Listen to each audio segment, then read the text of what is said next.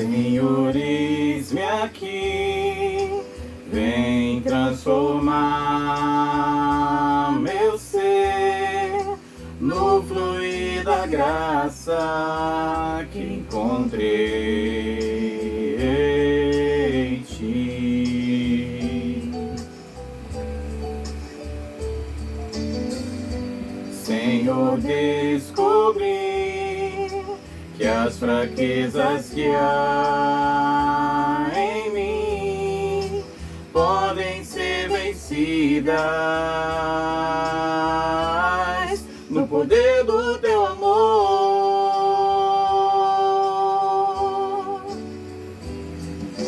Junto a ti, teu amor me envolve,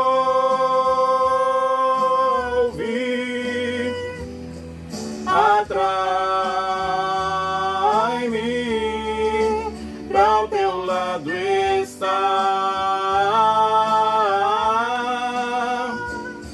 Espero em ti e subo como águia nas asas do Espírito. Contigo voarei no poder do teu amor.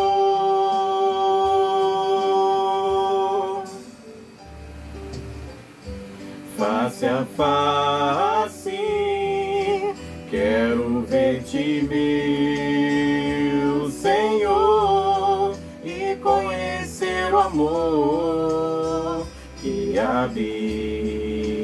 em mim.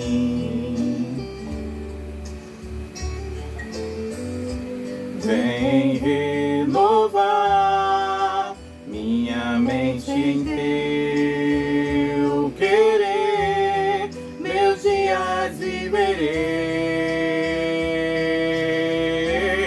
no poder do teu amor.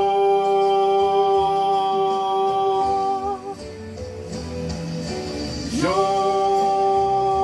a ti, teu amor me envolve, atrai-me para o teu lado estar. Espero em ti e subo como águia nas asas do Espírito. Contigo voarei no poder do teu amor. Junto a ti, Junto a ti, teu amor me envolve,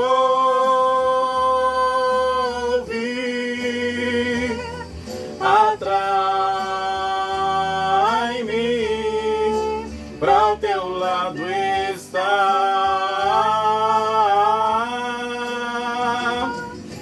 Espero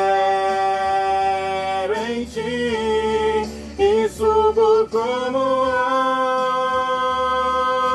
águia nas asas do Espírito. Contigo voarei no poder do teu amor.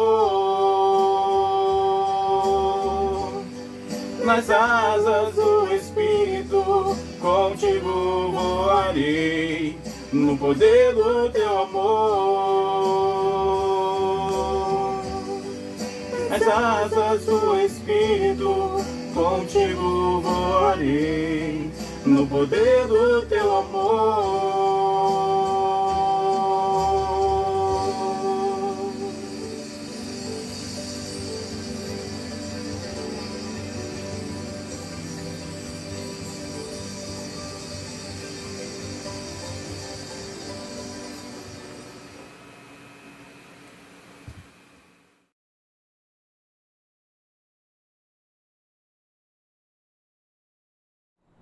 Olá, irmãos!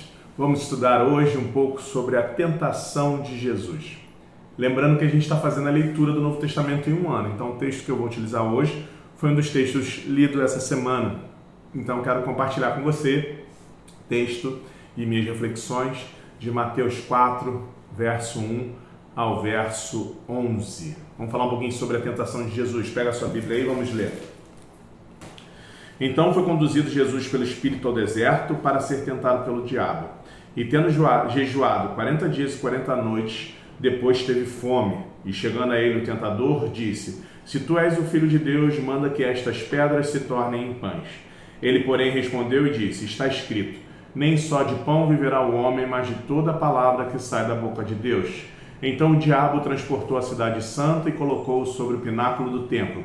E disse-lhe: Se tu és o Filho de Deus, lança-te daqui abaixo, porque está escrito: Aos seus anjos dará ordens a teu respeito e tomar-te-ão nas mãos para que nunca tropeces em alguma pedra. Disse-lhe Jesus: Também está escrito: Não tentarás o Senhor teu Deus. Novamente o transportou o diabo a um monte muito alto e mostrou-lhe todos os reinos do mundo e a glória deles. E disse-lhe: Tudo isto te darei se prostrado me adorares. Então disse-lhe Jesus: Vai-te, Satanás, porque está escrito: Ao Senhor teu Deus adorarás, só a ele servirás. Então o diabo deixou, e eis que chegaram os anjos e o serviram. Vamos orar? Senhor, eu quero te pedir que o Senhor nos visite através do entendimento da tua palavra e que possamos ser abençoados pelo seu exemplo e pelos seus ensinamentos. Em nome de Jesus, amém. E aí, como é que está a leitura das suas devocionais? Bem fácil, bem tranquilo para a gente ler o Novo Testamento em um ano. É para isso que a gente está fazendo nesse ano o tema Nova Aliança. E o primeiro mês, o mês de janeiro, nós vamos estar estudando o livro de Mateus. Por isso que você percebeu que na quarta-feira nós lemos o Mateus 1 e agora nós estamos lendo Mateus 4. Mas se você continuar a leitura, você vai ver que a gente já está aí em Mateus 8. Então não perde para não desanimar, hein? Bota em dia e vamos com tudo ler a Bíblia, o Novo Testamento todo em um ano. Vamos falar um pouquinho sobre a tentação de Jesus. Hebreus capítulo 4, verso 15 vai dizer para a gente: Porque não temos um sumo sacerdote que não possa compadecer-se das nossas fraquezas, porém um que como nós em tudo foi tentado, mas sem pecado.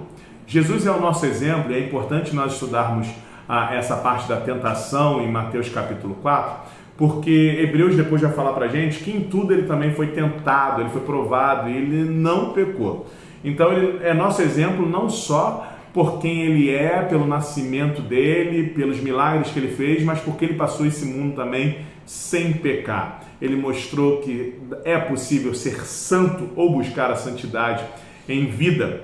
Então eu quero conversar com você sobre algumas características que eu achei interessantes no capítulo 4 de Mateus, sobre essa ideia de Jesus ser tentado. Primeiro, Jesus foi tentado nesse primeiro momento de duas formas. Primeiro foi depois do batismo. Se você voltar no capítulo anterior, no capítulo 3, verso 16, você vai ver lá: E sendo Jesus batizado, saiu logo da água, e eis que lhe se abriram os céus, e viu o Espírito de Deus descendo como pomba e vindo sobre ele. E aí ele é batizado. A gente começa o capítulo 4 e o verso 2 e 3 do capítulo 4 vai mostrar pra gente, E tendo jejuado 40 dias e 40 noites, depois teve fome. E chegando-se a ele, o tentador disse: Se tu és o Filho de Deus, manda que estas pedras se tornem em pães. Então foi depois do batismo e depois de um longo jejum.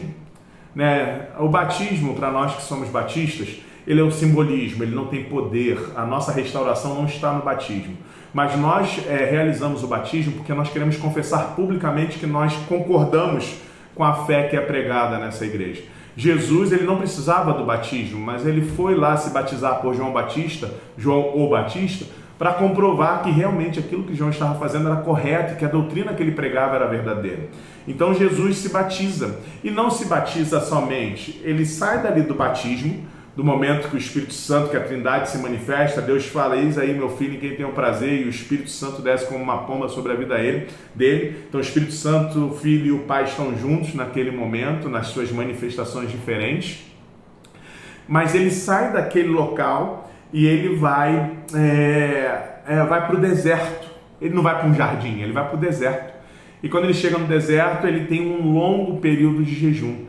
Então ele vai sofrer a tentação de Satanás depois que ele cumpre uma liturgia, de que confessa publicamente através do batismo que aquilo que João pregava era verdadeiro, mas também de um longo momento de sem alimento, no momento de preparação. O jejum é um momento de preparação. Então Satanás vem tentá-lo nesse momento. E ele é tentado no deserto e não no jardim, né? Vai lá, Mateus capítulo 4, verso 1 do texto que a gente leu. Então foi conduzido Jesus pelo Espírito ao deserto para ser tentado pelo diabo. Ele não foi para um lugar confortável, ele não foi para um lugar tranquilo, ele foi para o deserto, num lugar onde ele não teria o alimento, onde ele não teria água, onde ele não teria ali as pessoas ao lado dele. Ele foi para um lugar de solidão ou de solitude, que seria a melhor palavra, porque ele foi com um propósito para aquele lugar. Ele foi com um propósito porque ele sabia que seria tentado. E o texto vai dizer no verso 1 que ele é conduzido pelo Espírito. Ele é orientado pelo Espírito a ir ao deserto, e no deserto Satanás vai ao encontro dele para tentá-lo. E aí ele foi tentado em algumas áreas, mas para ser exato, em 4 áreas. Vamos lá. Mateus capítulo 4, verso 3. E chegando a ele, o tentador disse: se tu és o Filho de Deus, manda que estas pedras se tornem em pães. A primeira tentativa de Satanás é colocar em dúvida ou em xeque quem Jesus era e qual foi o objetivo dele de estar aqui na Terra. Se você ouviu o vídeo anterior, você vai lembrar que ele tinha uma função. Qual era essa função? O Cristo, de salvar, de redimir, de reinar, de trazer juízo sobre as nossas vidas. Ele tinha uma função bem clara. E o batismo é o início do ministério de Jesus. E nesse início de ministério de Jesus, Jesus já com 30 anos, Satanás, na primeira tentativa dele de desvirtuar o ministério de Jesus, ele tenta colocar em dúvida o que Jesus veio fazer. Eu penso em algumas coisas para a nossa vida em relação a isso, meus irmãos. Quantas vezes está muito claro o que nós temos que fazer e na hora que a gente dá o primeiro passo para fazer, começam a surgir as dúvidas. Satanás é mestre em tentar colocar dúvidas sobre a nossa vida. E não foi diferente, ele tentou fazer isso com Jesus também. Só que Jesus tinha certeza do que e para que ele foi chamado. O nosso Cristo, aquele que viria redimir toda a humanidade, ele tinha certeza disso. O importante quando nós tomarmos uma decisão com Cristo é buscar a certeza daquilo que Deus nos mandou fazer. Porque aquilo que Deus nos mandou fazer não tem a ver com aceitação coletiva ou com pessoas batendo palma para a gente. Tem a ver com o deserto. Muitas vezes nós estaremos sozinhos fazendo aquilo que Deus nos mandou fazer. Mas a certeza de que Deus nos mandou fazer vai nos fazer permanecer firmes naquilo.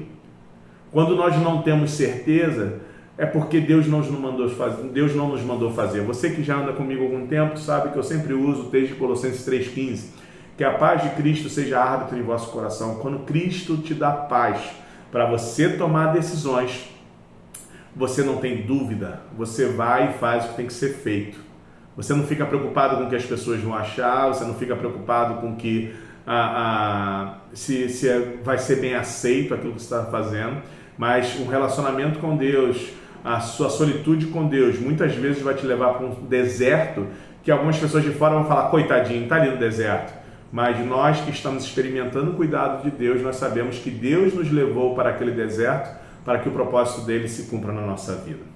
Então, Satanás tenta trazer dúvida para aquilo que Jesus tinha como missão e propósito na terra. Segundo ponto, Jesus estava 40 dias sem comer. Vamos lá, Mateus 4:2. E tendo jejuado 40 dias e 40 noites, depois teve fome. Satanás tentou utilizar a ideia de transformar a pedra em pão como uma possibilidade. Primeiro ele pergunta se você realmente é o Cristo, traz dúvida, mas ele vai falar, transforma essa pedra em pão, está com fome, vai comer, filho. Por que você está com fome e está deixando que você não é o Cristo? Por que você não pode transformar essa pedra em pão? Legal que depois Jesus transforma a água em vinho.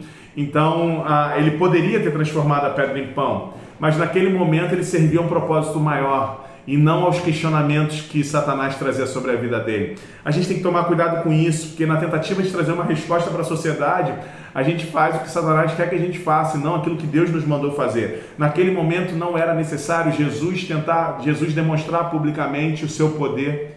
Não era o momento. A certeza de propósito faz com que Jesus saiba que ali não é o momento de fazer aquele tipo de ação, aquele tipo de milagre. Mas é estranhamente interessante perceber que o primeiro milagre de Jesus foi justamente esse. transformar uma substância em outra, transformar a água em vinho. Então ele poderia ter feito isso no deserto, mas ele não fez, porque não era o momento de fazer aquilo. Deus sabe qual é o momento em que nós devemos agir e trazer aquilo que Deus mandou que a gente fizesse para a sociedade. Às vezes eu estou perguntando para mim, por que esse ministério não dá certo? Por que isso não acontece dessa forma? Por que não aconteceria disso? Eu tenho essa capacidade para fazer isso, por que Deus não me usa? Porque não é o momento. Deus sabe qual é o momento de realizar o milagre. Deus sabe qual é o momento de fazer com que o seu poder seja manifesto e reconhecido pela sociedade. Jesus não cai na pilha do diabo. E Jesus, ele permanece com fome porque naquele momento a fome era mais importante que o milagre. A necessidade de se submeter a Deus era mais importante do que tentar se submeter ao diabo e atender uma demanda que era simplesmente física. Terceiro ponto, Satanás tenta trabalhar na questão da autoexaltação, né? A questão do ser reconhecido. Né? A gente canta uma música aí meio herética, né? Eu não preciso ser reconhecido por ninguém, mas na verdade eu quero que todo mundo reconheça o ministério que eu estou realizando. Mateus capítulo 4, verso 6. E disse-lhe, se tu és o Filho de Deus, lança-te aqui debaixo, porque está escrito que os seus anjos dará ordens a teu respeito e tomar-te-ão nas mãos para que nunca tropeces com o teu pé em alguma pedra. Nessa época de internet, a busca para que as pessoas tragam uma palavra positiva sobre aquilo que nós colocamos na internet é muito grande. Se eu não tiver o like lá, o joinha ou o amei, se alguma pessoa ficou chateada ou botou alguma coisa que não concordo numa afirmação que eu faço, isso já me deixa deprimido.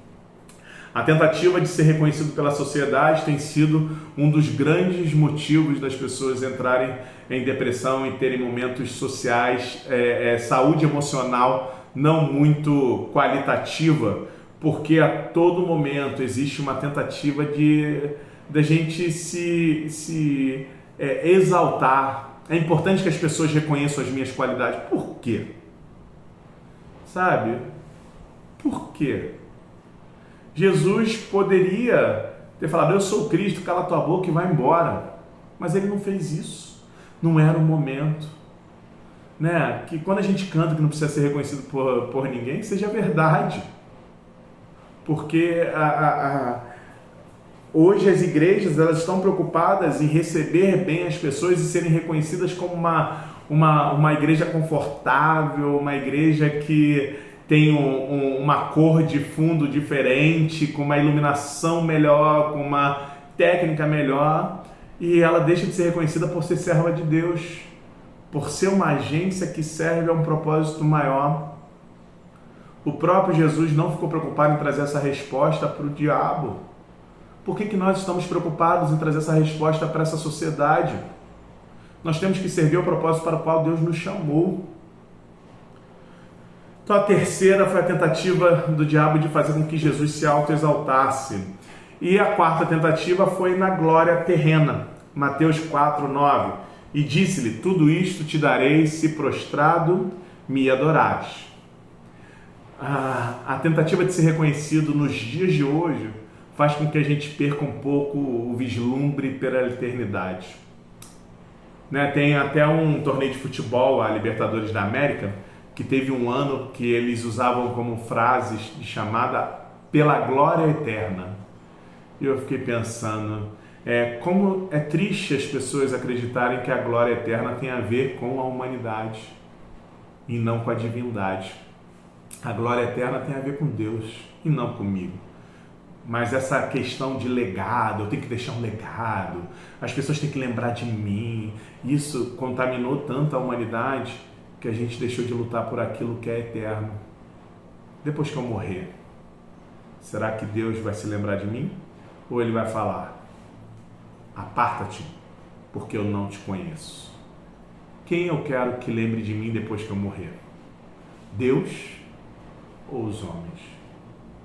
Como é que a tentação foi vencida por Jesus? Pela palavra.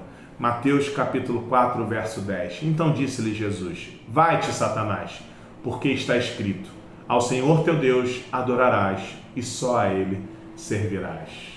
A fé vem pelo ouvir e ouvir da palavra de Deus, Romanos 10, 17. Quanto mais nós buscarmos conhecer a palavra de Deus e buscar a Deus em oração, mais nós conseguiremos vencer as tentações do maligno. Que Deus te abençoe, meu irmão. Que Deus nos abençoe, nos ajude a buscar em Deus a certeza que precisamos para as nossas vidas. Termino com uma frase de um autor que eu gosto muito, que é o Brennan Manning. Ele fala: a tentação do momento é a aparência sem conteúdo. Cuidado para você não aparentar ser um crente, mas não ter um conteúdo daquele que serve a Jesus Cristo. Que Deus te abençoe.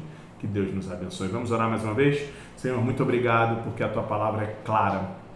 Nos ajuda, Senhor, a vencer as tentações dessa vida, de forma que o nosso foco seja glorificar ao Senhor. É a nossa oração em nome de Jesus. Amém. Até a próxima, meus irmãos. Deus abençoe.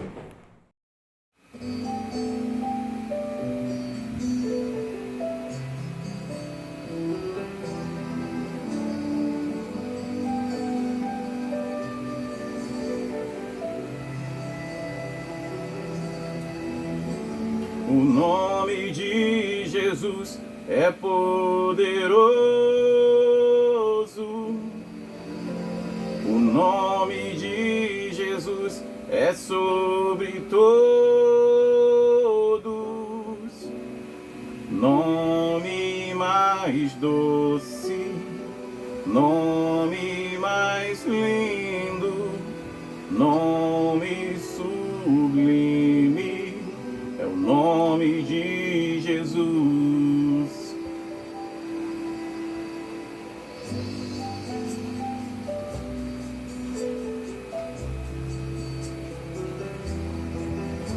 O nome de Jesus é poderoso. O nome de Jesus é sobre todos.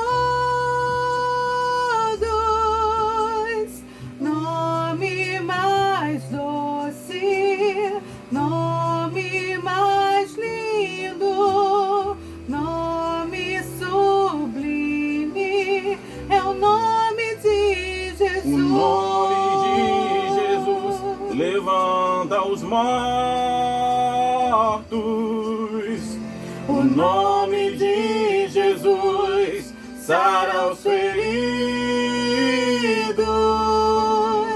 Nome mais santo, nome mais puro, nome bendito, é o nome de Jesus.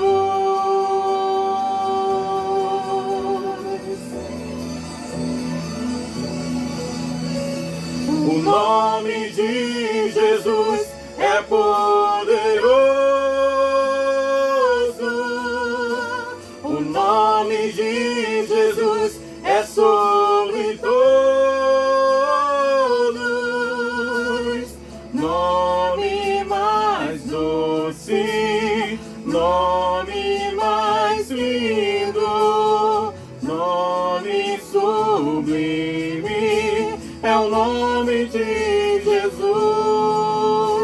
O nome de Jesus levanta os mortos. O nome de Jesus sara os feridos. Nome mais santo, nome mais puro, nome bendito, é o nome de Jesus.